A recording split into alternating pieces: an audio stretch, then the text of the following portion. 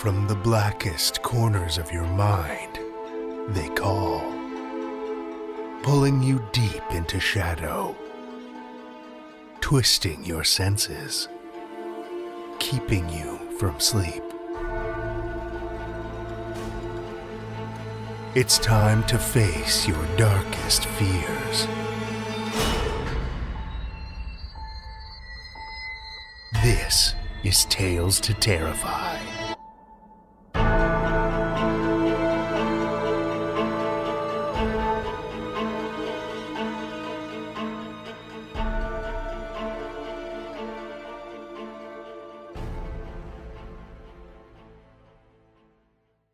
Good evening, children of the night, and welcome. So, December, hey? That happened fast. I hope you're prepared for the holidays because if the pace of this year so far has been any indication, you've got what'll feel like, 3 days before you'll have to hang the stockings and put the cookies by the hearth. I hope, though, you have time to dredge up a little holiday horror, as is the tradition. And hey, we might just be able to help you with that. Another reminder this week that we're still open for submissions. So if you're planning your days off for the holiday season, why not pencil in a little time to craft that macabre masterpiece that's been rolling around in your brain?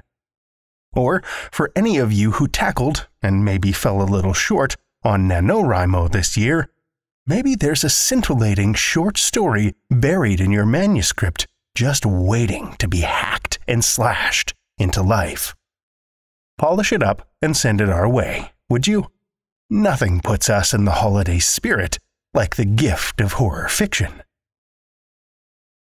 Our episode this week goes out to our newest patron, Dawn Bobbitt. Your generosity sends a bone-deep shudder down our spines, Dawn, in the best possible way. Thank you so much for your support. If you want to get in on the action, and maybe even have the illustrious honor of being our 100th patron, only a few more to go, head over to patreon.com/Tales to Terrify and check out all of the perks. Okay, that's enough housekeeping for tonight. Let's get into some fiction. Our first story for the evening comes from Douglas Gwilym. Douglas Gwilym is an author and editor who has been known to compose a weird fiction rock opera or two. He edited 4 years of the themed annual Triangulation, now in its 18th iteration, and is an active member of the Horror Writers Association. See him read classics of the proto-weird on YouTube, and check out his stories at Novel Noctule, Tales from the Moonlit Path, and Lamplight. Children of the night, join me for Douglas Gwilym's Bassist Wanted, a Tales to Terrify original.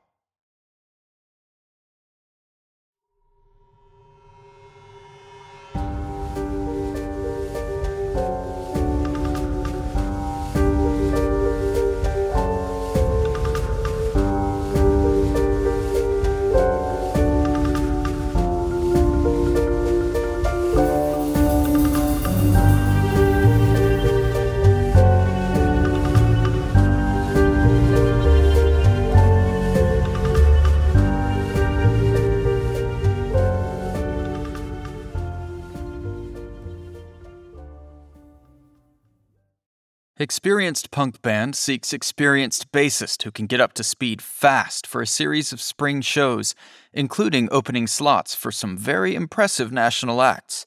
You gotta contact us for details, you won't effing believe it.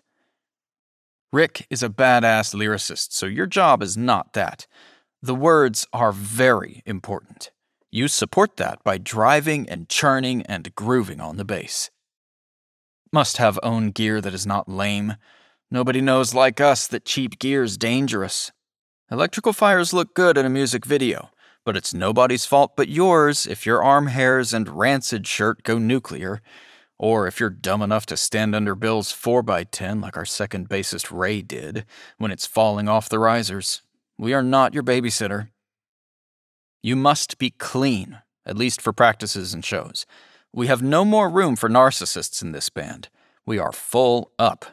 Rick's a good guy, but he's a man on a mission, and you gotta follow or get out of the way. Rehearsals will be held at the Brownsville Road Youth Store at Lot 14. Please park on the street. Amp provided. Go around back to the right, not past the office doors. Johnny doesn't know we still practice here, and that's for the best.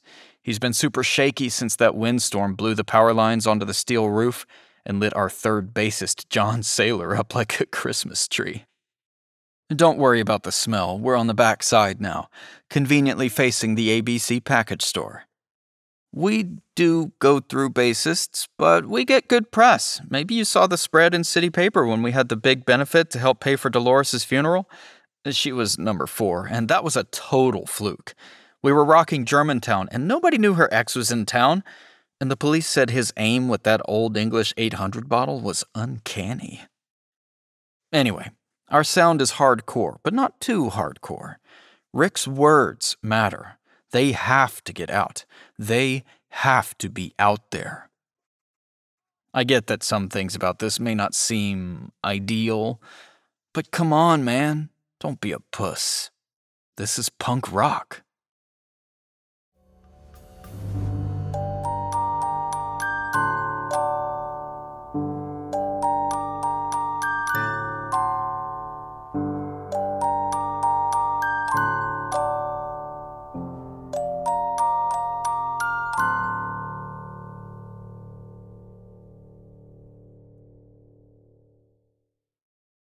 That was Douglas Gwilym's Bassist Wanted, as read by Andrew Gibson. Andrew was pulled feet first from the swamps of South Louisiana, kicking and screaming, and he remains mostly as such to this day.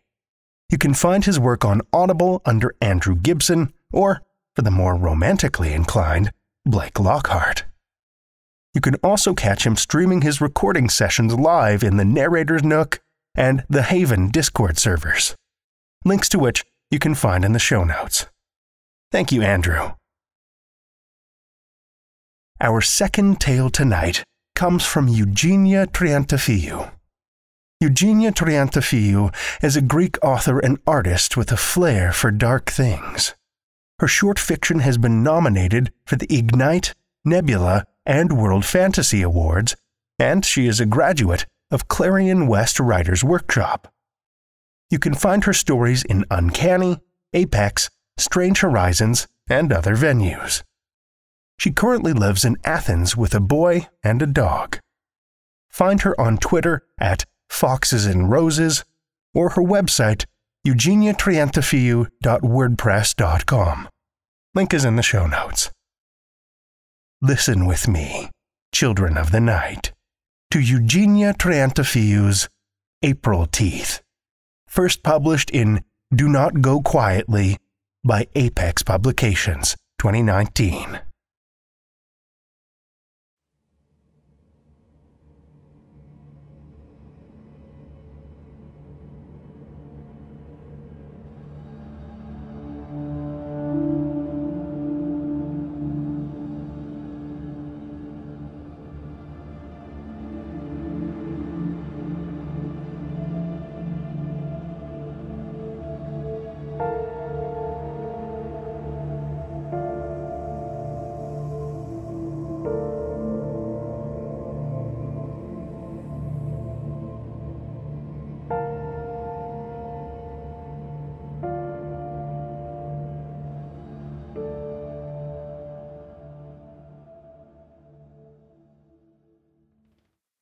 My teeth feel strong this April.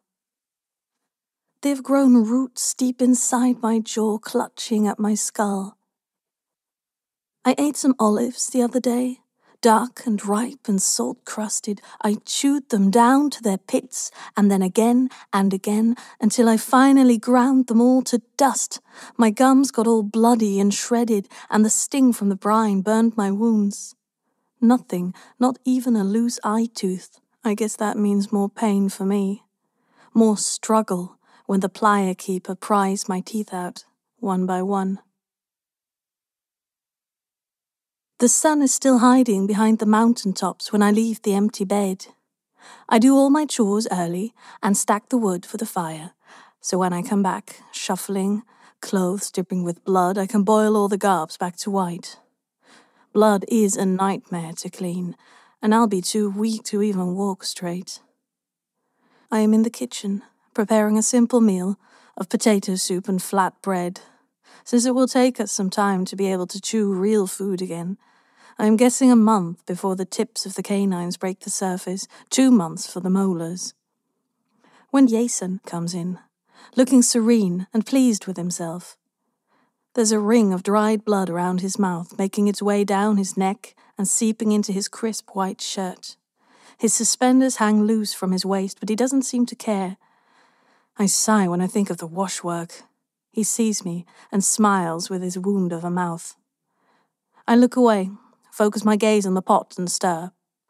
His delight makes me nauseous, reminds me of my upcoming struggle. Sweat drips from my shaky chin to the soup.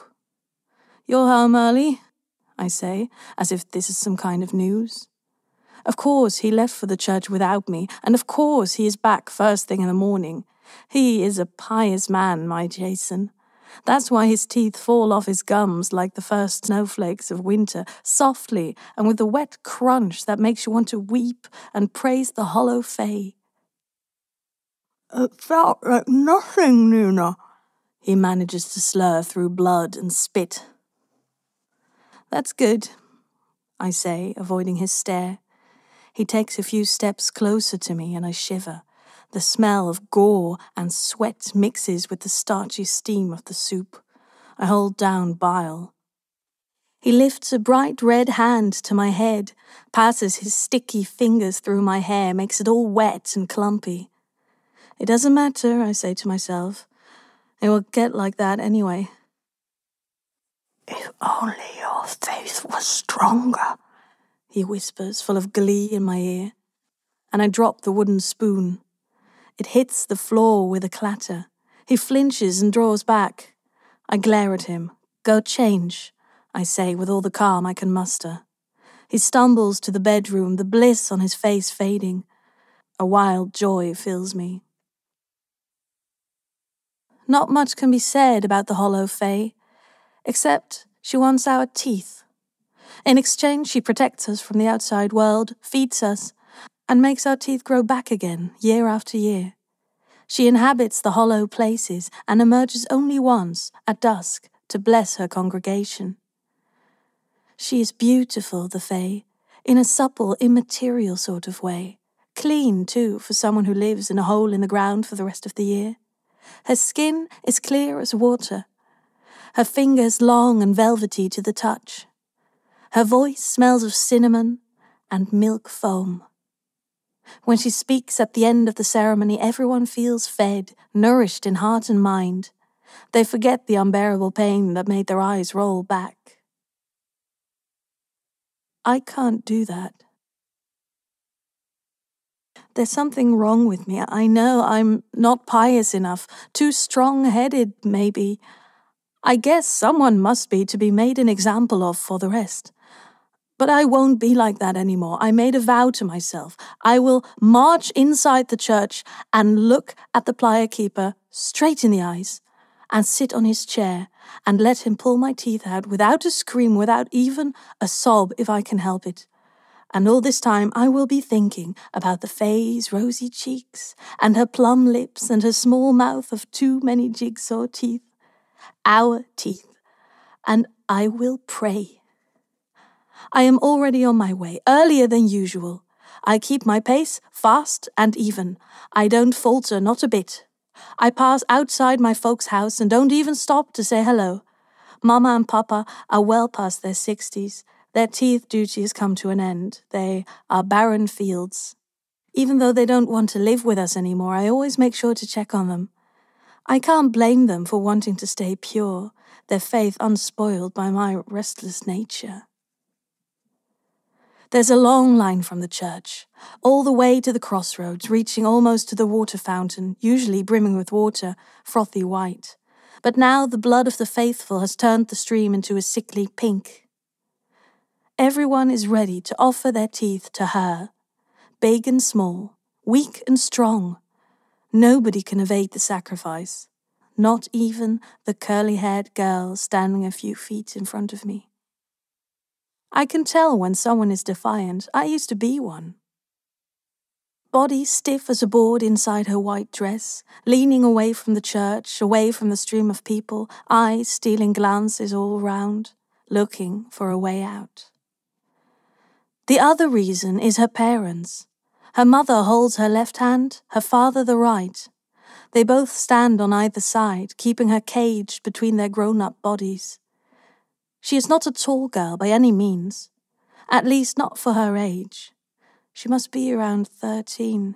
It's when most kids are done losing their baby teeth and their duty begins. That's when the pain is sweeter for the Fae.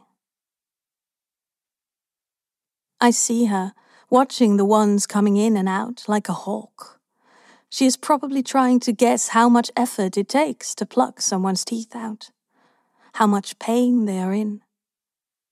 I want to steal close to her and whisper in her ear, "Little girl, it's never going to be easy for you. Not with that attitude." But I don't, because today is all about reverence. When we get inside the church at last, it's almost afternoon. The sun has just dipped behind the wide blue dome. I am the last one again. I thought I had done this right for once. But nearly the whole village is done before me. Not even my own feet can take me to the church fast enough. Someone has to be the ungodly one, and everyone has decided that someone is me.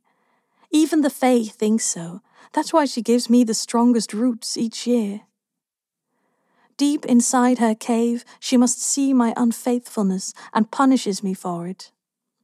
Last year, at the ceremony, when all my teeth were gone and all I had for her was pain, clear and sharp, but somehow dull and maddening as well, like a hammer at the base of my skull, she didn't even bless me for my offer. She only smiled at me, a slit of a smile with too many teeth, and brushed my throbbing cheek with her peach soft finger. The stroke of a finger and a half smile, that's all I got for my pain. But this year it will be different. I glance at the little girl, her hands still clutched inside those of her parents, dragging her to the plier keeper. How can someone hold hands and still clench them into fists? The old man is covered in blood stains in different stages of freshness, none of it his own. He is over 60 now anyway, his duty is done. And even if it weren't, I am not sure he is supposed to give up his teeth for the Fae.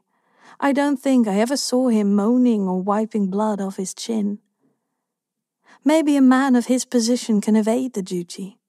His back is crooked from bending over people all day and he seems to be in pain. I try to hide a smirk. This is not the time or place for it. Her guardians leave the girl in front of him.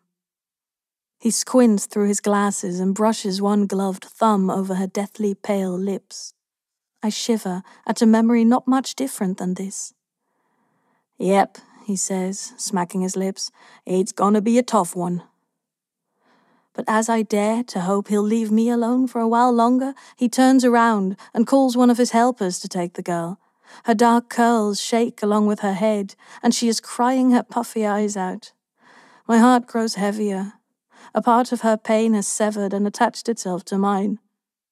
But I don't falter. I stick to the plan. They take her away to a nearby room as she whimpers like a beaten dog. Her mother tries to follow her, but the plier keeper pins her in place with one glance and a few sharp words. "Don't try to ease her pain," he murmurs. "That's the whole point." She nods, lost, and follows the second helper to another room. The plier keeper finally turns to me. His eyes could light up a fire right about now. His perfect white teeth glimmer from the half moon of his smile. I can almost hear his thoughts taking shape on his face. My favorite. I take the hint and go to him. The girl's father still stands in the middle of the room, arms hang limp on his sides. He is making a face like he is feeling left out from this, but doesn't dare speak. He just waits.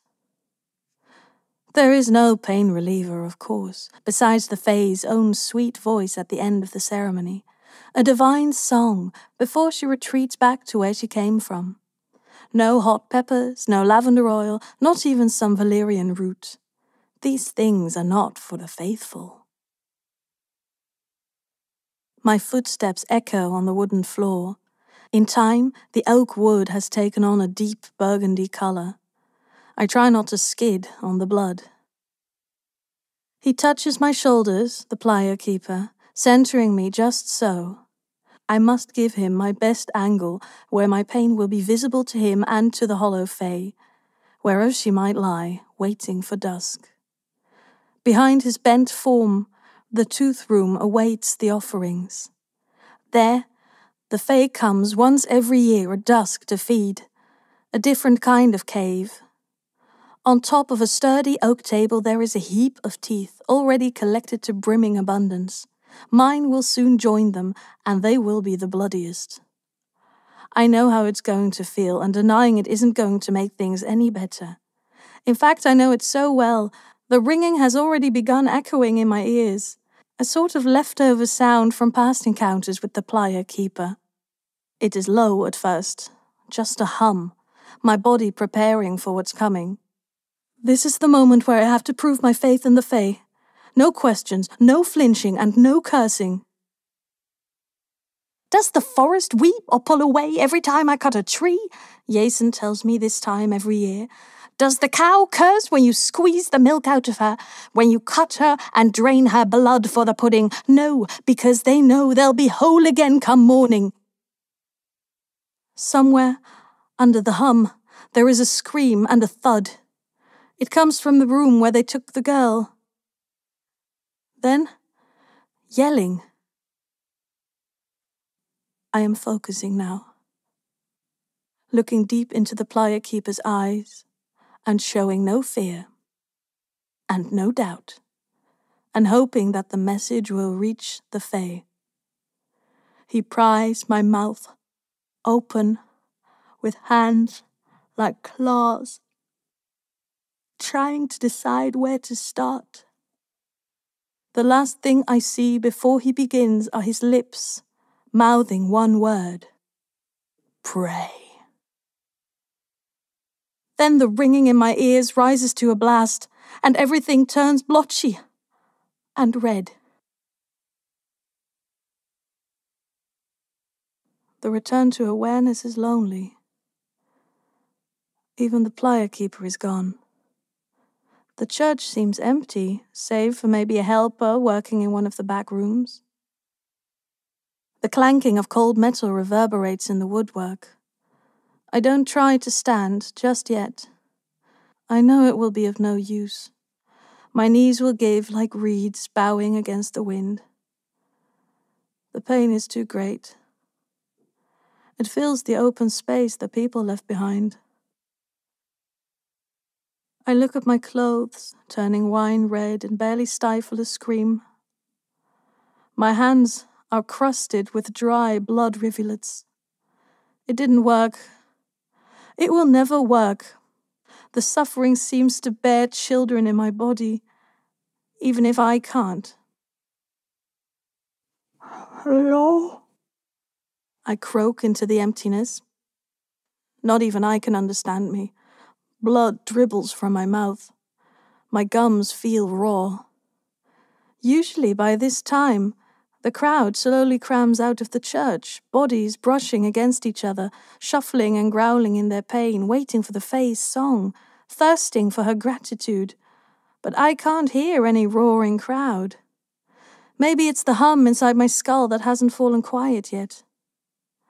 Footsteps echo from the back room, and the father of the girl emerges. Blood-coated and panic-driven, clutching his face as he stumbles to find the door. He doesn't even see me. Moments later, the plier keeper appears as well, out of breath. He is not his usual self, calm and sardonic. He takes one quick look at me and sighs. Come on, he says. "The Fae will be coming soon. No time to waste. We've got to find the girl." I look at him, at the outline of him, confused. Then a fresh but blurry memory settles in me, and things start to make sense. He glances around, worried, and helps me up. Droplets of sweat and blood have crystallized on his face. Or maybe my vision is still blotchy, I don't know. I stand on my feet, straining as he ushers me to the door. We go as fast as I can walk. He eyes me suspiciously as if I had something to do with it. "I saw you looking at her. Do you know where she is?" Not every sinful act stems from me, I want to say, but instead, I let more blood gush out of my mouth for an answer. Now I am sure some of it is on his face. "She still has all her teeth," is the last thing he says before he leaves me in the church's yard and goes looking. I don't know what that means. Neither does he, I am sure.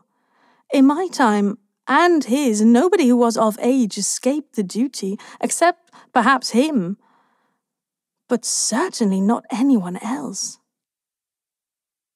I can hear distant conversations and shrill cries of panic.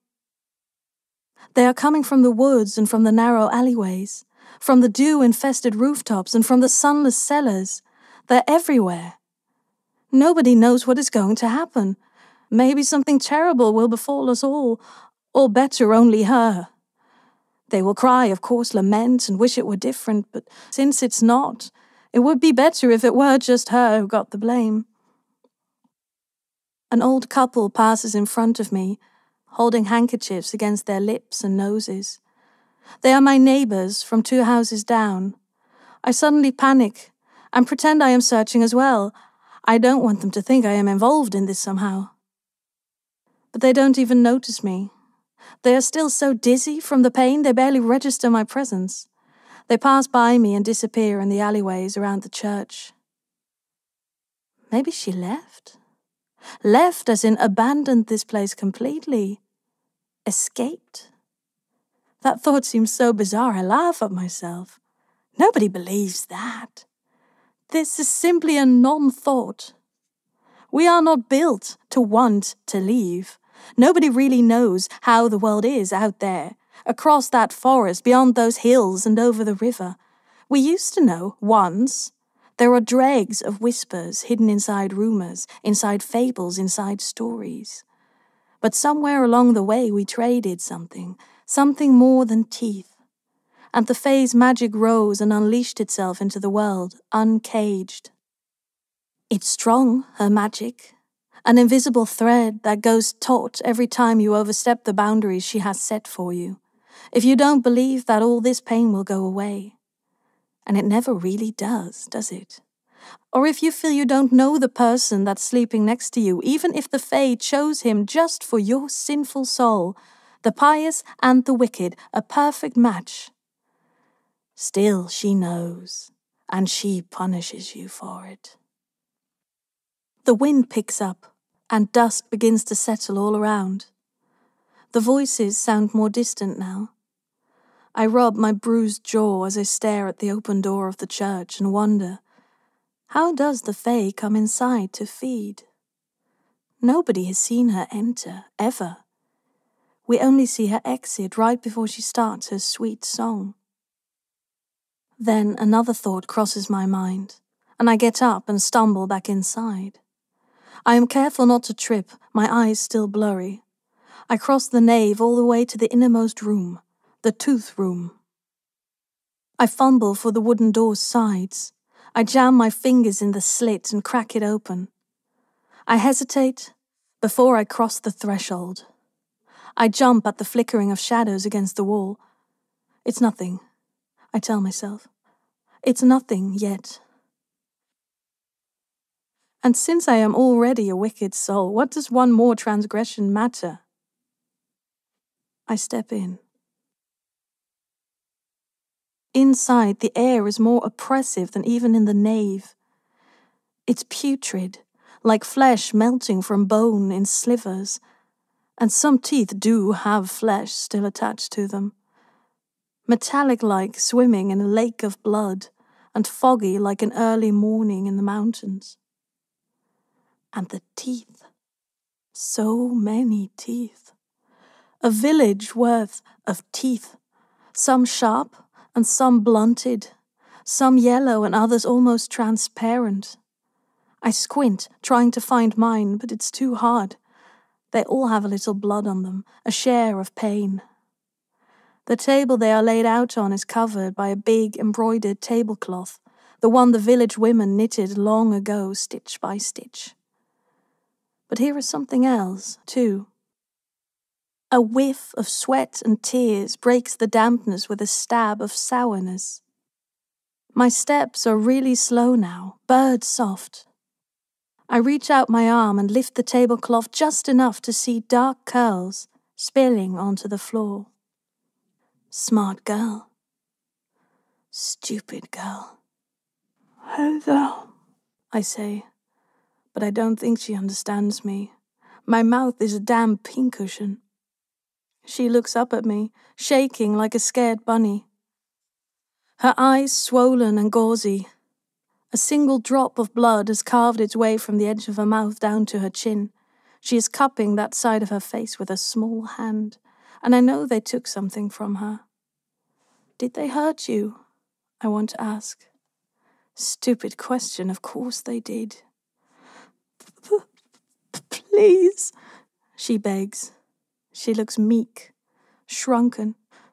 Please. How did she get in here?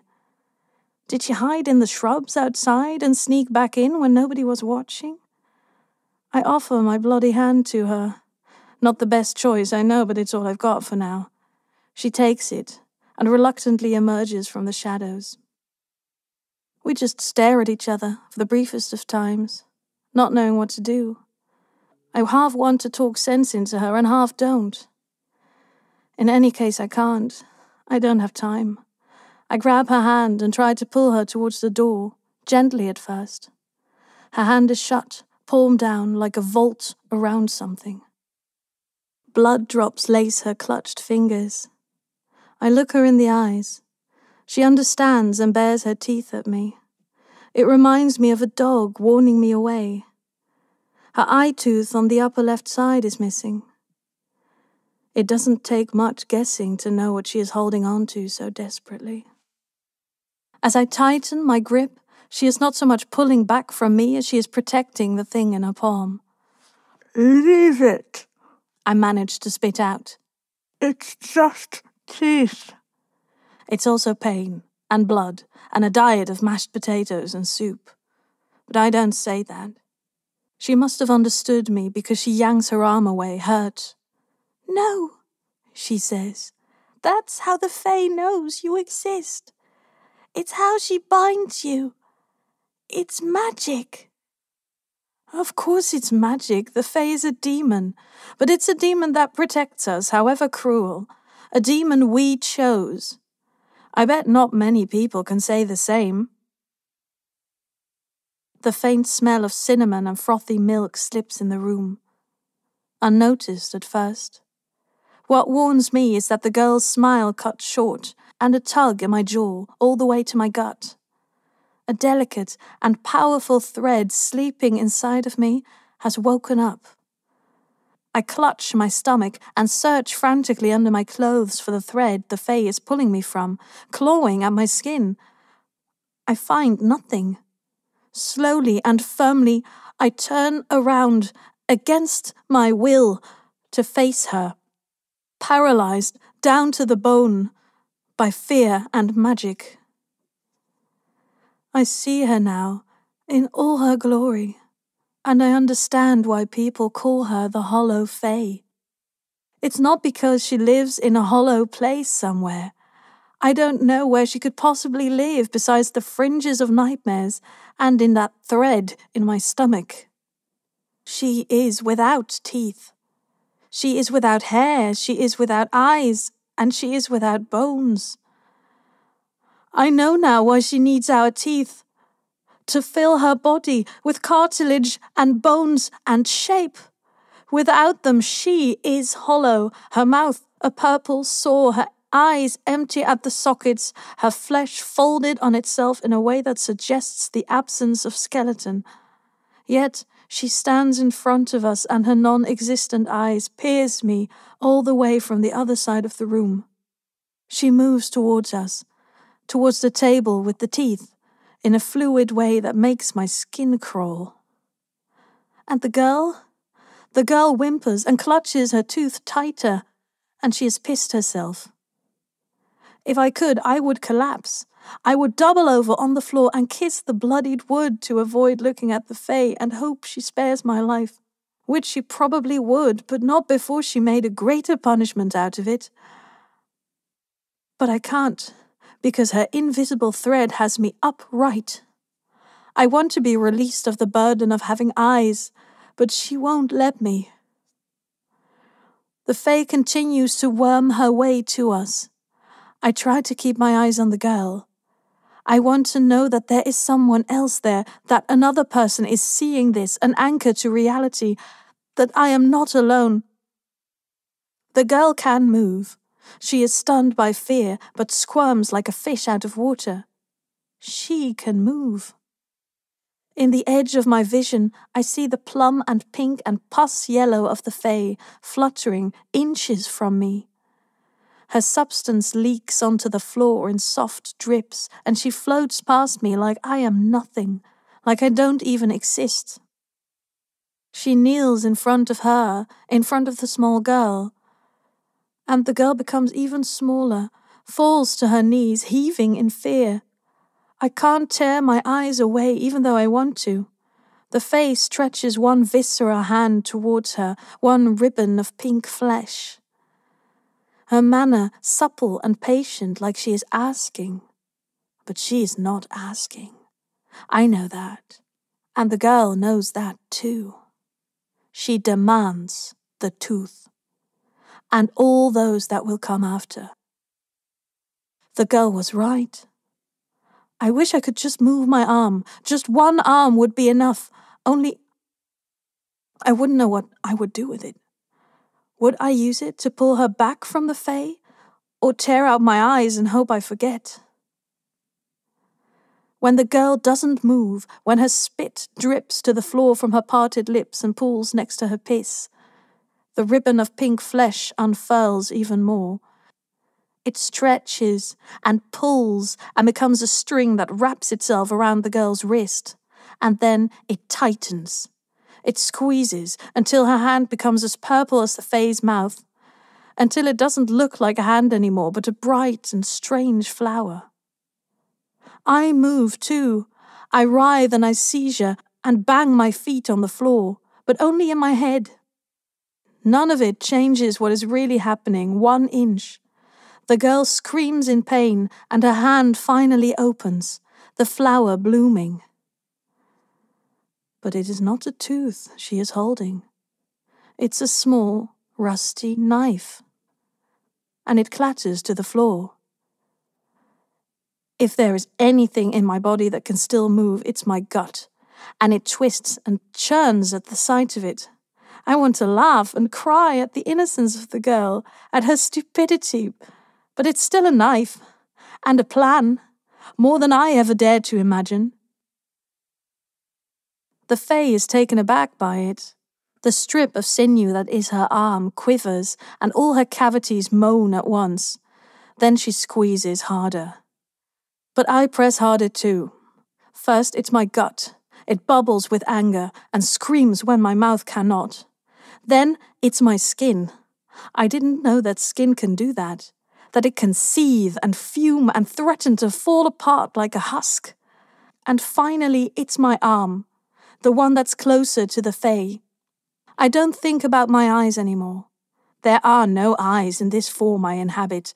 There is only boiling rage, and there is a flaming arm that's now free, and a rusty old knife digging into my scalding palm. And I stab her.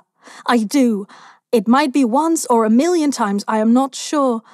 I open plum mouths everywhere. But she won't die, and my anger turns to numbness fast. I am about to fall in a hole deeper than the Fae's mouths could ever be, But then the girl touches my arm. My flesh, where she touches it, settles back to human. She looks at me with her billowing eyes and says, "Let's go. Let's run away." Smart girl. Stupid girl. But perhaps it's worth a try.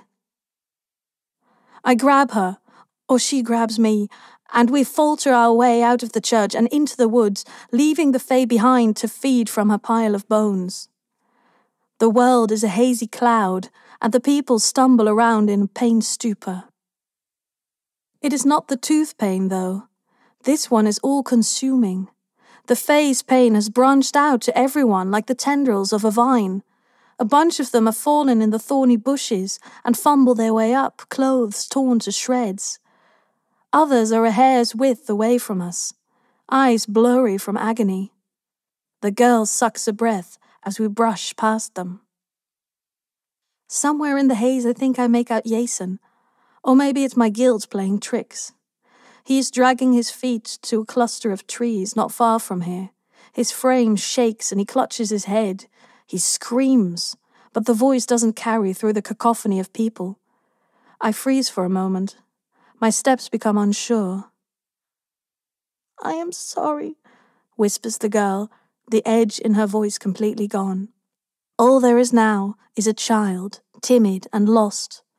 I squat in front of her, pull down my sleeve, and wipe the blood that's still trickling from the side of her mouth. I wonder what happened to that tooth of hers. Did she leave it behind? "Your name?" I mouth. "Elpida." She turns round and pulls something from her pocket. It is a glassy, white canine. "It's perfect. It's yours now. A gift." I bow my head awkwardly and take the small tooth. I take it because I know I am not going to have any more teeth sprouting from my jaws now that the blessing of the Fae is not with me. This is the only tooth I'll ever own for the rest of my life, however long, and above all, I take it because this will be her first and last sacrifice. "Come," I whisper. She nods, obedient, and takes my hand. I mumble a goodbye to Jason's shadow and pick up my pace. We walk towards the clearing. My gums are killing me. My mouth is a festering wound. I stumble in the undergrowth, but I have her to help me balance myself. I already feel the thread tugging at me. I try to move faster and faster, daring it to stop me. It doesn't. I know I can't go on forever. I don't fool myself like that. I am a fertile field. The Fae will catch up to me, eventually. But I'll go as far as my feet can carry me, through the thick forest, over the steep hills and across the icy brook. We'll walk until she is safe, to a place where nobody can take from her what she doesn't want to give. And then I'll be done. My smile will be toothless, but joyful, almost divine.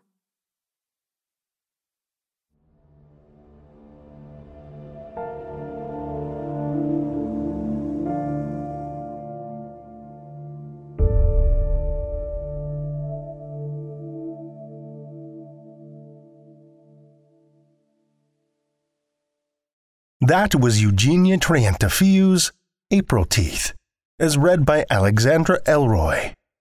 Alexandra is a bilingual voice actress and writer who lurks by the shallow polders of the Netherlands, waiting for her next bout of inspiration. She loves everything to do with stories, especially creative and playful horror. Her favorite voices to do are witches, goblins, and crazy computers. Things she brags about are her children, her stories, her Japanese BA, and her podcast on UK culture, One Cup of Perfect Tea. Thank you, Alexandra.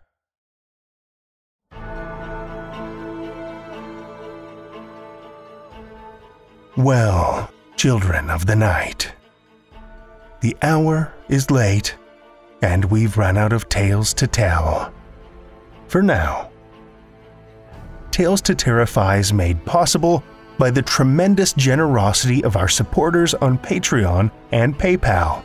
Incredible fans like Kathy Robinson and Amanda Gottfried, whose generous support helps keep the lights on and flickering ominously. Not a supporter already? Head over to patreon.com/Tales to Terrify, where you'll find all kinds of perks like ad-free and extended episodes, bonus content, and one-of-a-kind collectibles and merch packs. Every dollar goes back into this show to make it as horrific as possible, and we appreciate it so much. Want another way to support the show that doesn't cost a cent? Head over to Stitcher, Podchaser, or Apple Podcasts and leave us a 5-star review. You'll not only put an unnaturally wide smile on our faces, but help new listeners discover our terrifying tales too. Now you can share your love of the show out in the world with some Tales to Terrify merch.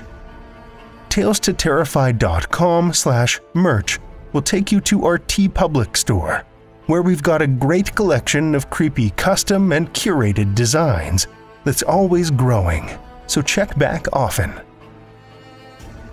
Tales to Terrify is produced by Seth Williams, Pete Morcellino, Meredith Morgenstern, Andrew Gibson, and myself, Drew Sebastini, with original theme by Nebulous Entertainment. Tales to Terrify is distributed under a Creative Commons Attribution, Non-Commercial, No Derivatives license. Join us again next week as we dredge up old secrets with more Tales to Terrify.